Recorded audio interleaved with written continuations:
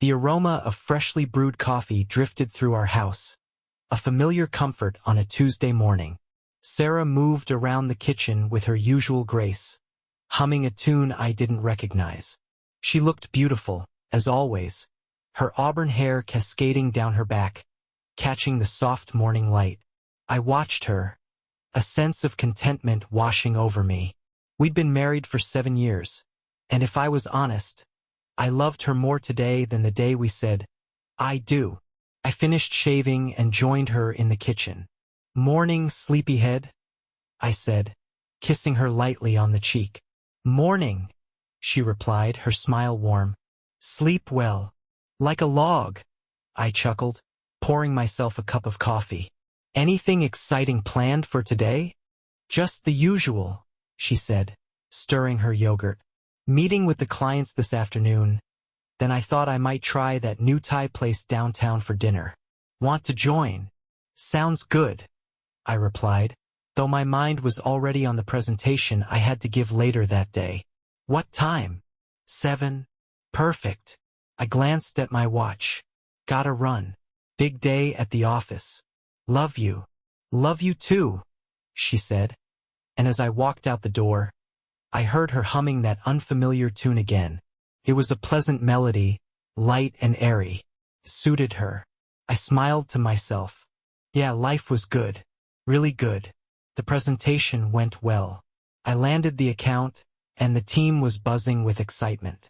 We headed to a nearby pub to celebrate, the usual post-victory ritual.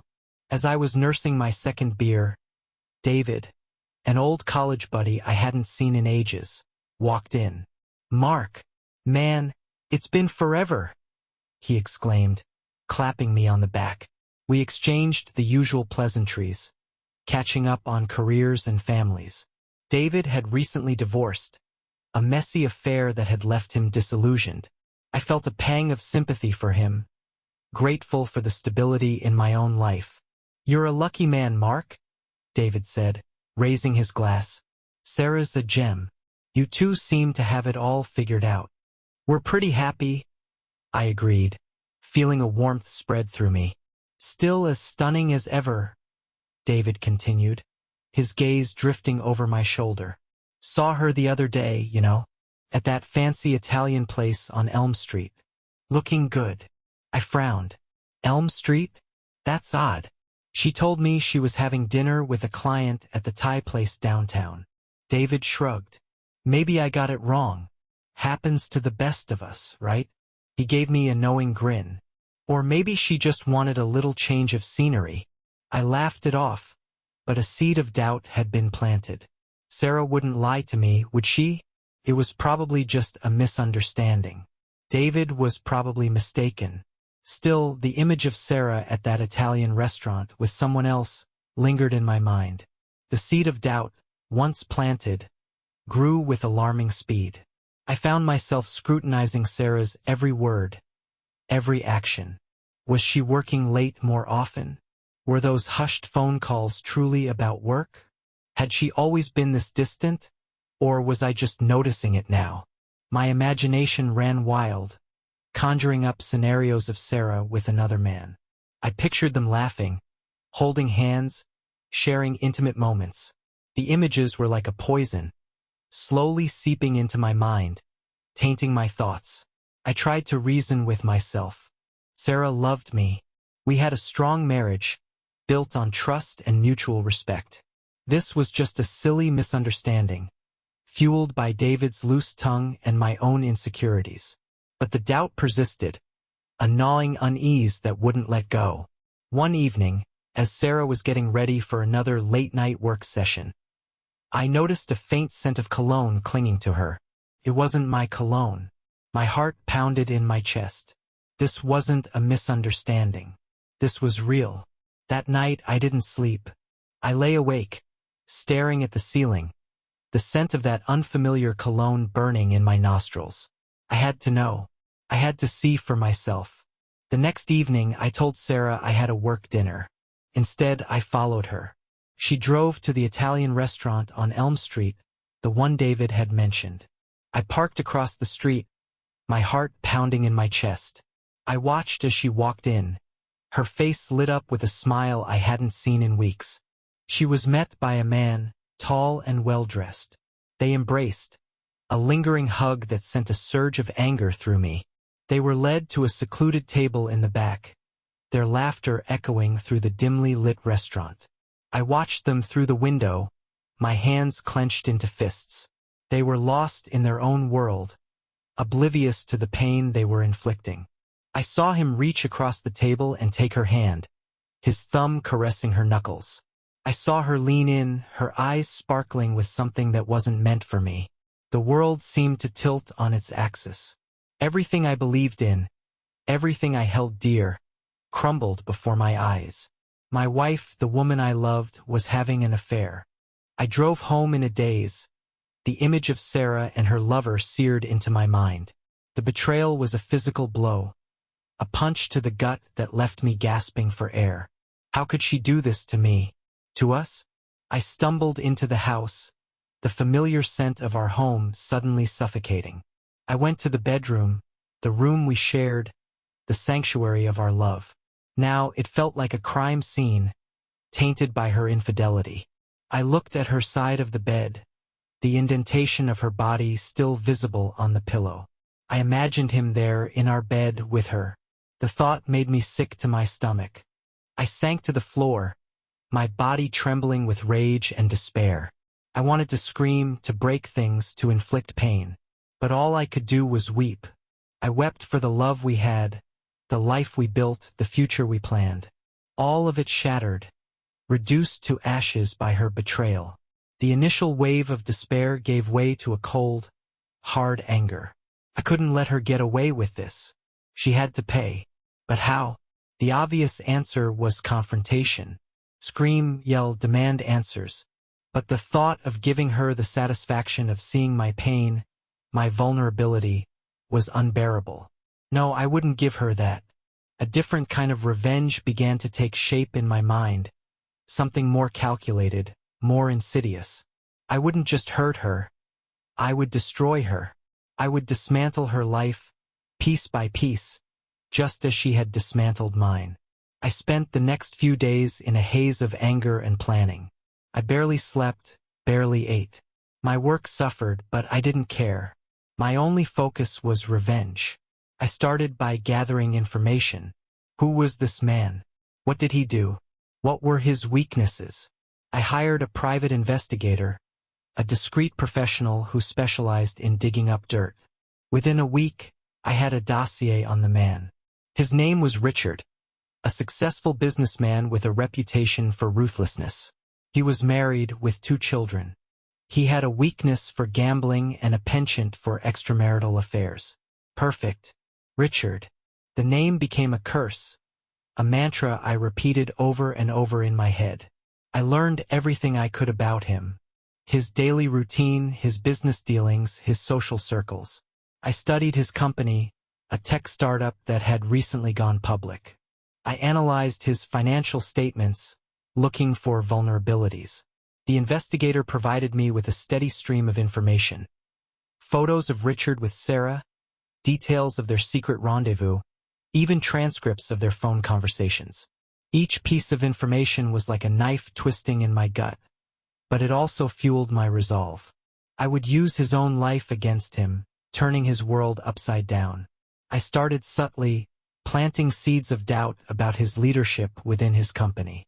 Anonymous emails to board members, highlighting risky investments and questionable business practices. Nothing concrete, just enough to raise eyebrows and create suspicion. Then I escalated. I leaked information about his gambling habit to a financial blogger known for his scathing exposés. The blog post went viral, painting Richard as a reckless gambler who was putting his company at risk. The stock price took a hit, and investors started to get nervous. I watched it all unfold from a distance, a grim satisfaction growing within me. Richard was starting to unravel, and I was the one pulling the strings. But it wasn't enough. I wanted more. I wanted him to suffer the way I was suffering. My campaign against Richard intensified. I leveraged the information I had gathered to sow discord amongst his business partners. I anonymously leaked details of private agreements, exaggerated minor disagreements, and subtly fueled existing rivalries. The once cohesive team was now fractured, each member suspicious of the other, their trust in Richard eroding with every passing day. The company's performance continued to decline. Projects were delayed, deals fell through, and the stock price plummeted. Richard, once a rising star in the tech world, was now fighting for his survival. The pressure was mounting, and cracks were beginning to show. He became withdrawn, irritable, his usual confidence replaced by a haunted look in his eyes. I observed his downfall with a cold detachment. There was no joy in it, only a grim satisfaction. This was just the beginning. I had a plan for Sarah too, a plan that would unfold slowly, deliberately, maximizing her pain and humiliation. At home, I maintained the facade of the loving husband. I cooked her favorite meals, brought her flowers, whispered sweet nothings in her ear. She seemed confused at first, then relieved. Perhaps the guilt was getting to her. Perhaps she was starting to appreciate me again. Little did she know that every tender touch, every loving word, was laced with poison. While Richard was battling the consequences of my actions in the business world, I turned my attention to his personal life. I knew he cherished his family, his wife and 2 young children. They were his Achilles heel, and I intended to exploit it. I began by sending anonymous letters to his wife, hinting at his infidelity. Vague at first, just enough to plant a seed of doubt. Then, I escalated, sending her photos of Richard and Sarah together. Their faces blurred but their intimacy undeniable. The letters became more frequent, more explicit. I described their secret meetings, their whispered phone calls, their stolen moments. I painted a vivid picture of their affair, emphasizing Sarah's role as the seductress, the temptress who had lured her husband away. Richard's wife, a woman named Emily, was devastated. She confronted Richard, who denied everything at first. But the evidence was mounting, and the doubt in Emily's eyes was unmistakable. Their once happy home was now filled with suspicion and resentment. I watched the drama unfold from afar, feeding on their pain. Richard was trapped, his life crumbling around him.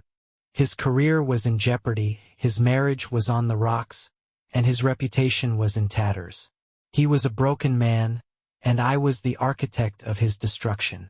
With Richard's life spiraling out of control, I shifted my focus back to Sarah. She was becoming increasingly withdrawn, her guilt and anxiety palpable. The late-night work sessions had stopped, replaced by restless nights and tearful phone calls. She tried to distance herself from Richard, but he clung to her, desperate to salvage their affair. I played the role of the concerned husband, offering her comfort and support. I listened patiently to her vague complaints about work stress and personal problems, feigning ignorance of the real cause of her distress. I held her close, whispering words of love and reassurance, all the while savoring the irony of the situation. She responded to my affection with a mixture of gratitude and confusion. She seemed to be drawing closer to me, seeking solace in the familiarity of our marriage. I encouraged this dependence, subtly manipulating her emotions, tightening my grip on her. I knew she was still seeing Richard, but their encounters were less frequent, more furtive. The thrill was gone, replaced by a sense of desperation. They were both trapped in a web of their own making, and I was the spider, patiently waiting for the right moment to strike. Sarah's attempts to break things off with Richard were met with resistance. He wasn't ready to let her go, not while his world was falling apart. He clung to her, pleading with her to stay, promising to leave his wife to make things right. She was torn. Guilt gnawed at her conscience, but she was also drawn to the intensity of their relationship, the escape it offered from the mundane reality of our marriage. She confided in me, her words veiled in ambiguity, but the underlying message clear. She was struggling, and she needed my help. I played the role of the understanding husband, offering her advice and support. I encouraged her to end the affair, to focus on our marriage, to rebuild the trust we had lost. But my words were laced with a subtle manipulation, designed to push her further into Richard's arms, to deepen their entanglement, to make their eventual downfall even more devastating. I knew Richard was becoming increasingly possessive, his desperation fueling his jealousy. He was monitoring her calls, tracking her movements, even showing up at her office unannounced. She was starting to feel suffocated, trapped in a relationship that had become toxic. I watched Sarah struggle with a detached amusement. Her attempts to extricate herself from the affair were clumsy, half-hearted. She was like a fly caught in a spiderweb, struggling in vain to break free. And I, the spider, was patiently waiting for the right moment to deliver the final blow. I continued to play the role of the devoted husband, offering her a shoulder to cry on, a safe haven from the storm raging in her life. I knew she was comparing me to Richard, the stability and comfort of our marriage to the chaos and drama of her affair. And I knew I was winning. One evening, she came home from work, her eyes red and swollen. She collapsed into my arms, sobbing uncontrollably. "He won't let me go," she cried. "He's threatening to tell you everything." I held her close, stroking her hair, murmuring words of comfort. "It's all right," I said. "I'm here for you. We'll get through this together." But inside I was exultant. This was the moment I had been waiting for, the moment to unleash the final stage of my plan. I orchestrated a chance encounter, a carefully planned meeting between Sarah and Richard at a secluded cafe, a place I knew was frequented by paparazzi and gossip columnists. I tipped off a photographer I had discreetly befriended, ensuring he would be there at the right time with his camera ready. They met, oblivious to the trap I had set. They talked, they argued, they embraced. The photographer captured it all, their intimate moments frozen in time, their secret exposed for the world to see. The next day, the photos were splashed across the tabloids, accompanied by salacious headlines and scandalous details. Richard's wife, Emily, saw the photos. Her world shattered. She filed for divorce, taking their children with her. Richard's reputation was irrevocably tarnished, his career in ruins. Sarah's world imploded as well. Her colleagues shunned her. Her friends distanced themselves, and her family was torn apart. She was branded a homewrecker, a seductress, a heartless manipulator. The shame and humiliation were unbearable. I watched it all unfold, a grim satisfaction settling in my heart. They had paid the price for their betrayal. Their lives were in ruins, just as mine had been. With Sarah's life in shambles, I decided it was time to reveal my hand. I confronted her, laying bare my knowledge of her affair, my pain, my anger. I detailed my elaborate plan, the meticulous steps I had taken to destroy her and Richard.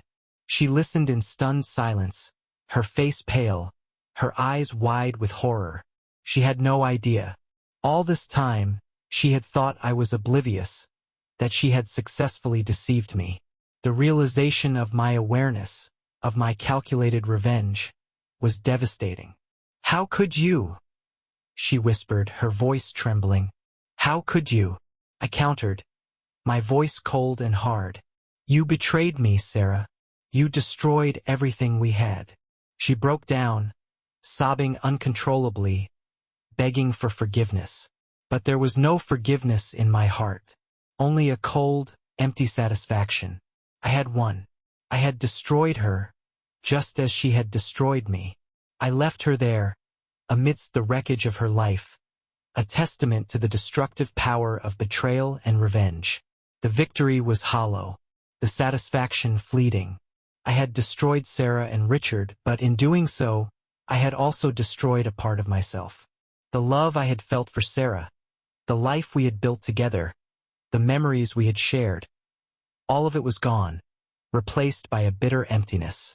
I moved through the motions of my life, going to work, eating, sleeping, but there was no joy, no purpose. The world seemed gray, devoid of color and meaning. I was haunted by the ghosts of my past, the specter of Sarah's betrayal, the weight of my own actions. I had become a stranger to myself, a man consumed by darkness. The revenge I had so meticulously planned, so ruthlessly executed, had left me empty and alone. I had won the battle but lost the war. I often found myself driving past the Italian restaurant on Elm Street, the scene of their first encounter. I would picture them there, laughing, holding hands, oblivious to the world around them. And I would feel a pang of longing, a yearning for the life we had, the love we shared. But it was all gone, irretrievably lost. All that remained was the bitter taste of ashes in my mouth, a constant reminder of the destructive power of betrayal and revenge. I was left with nothing but the hollow shell of my former self, a chilling testament to the price of vengeance.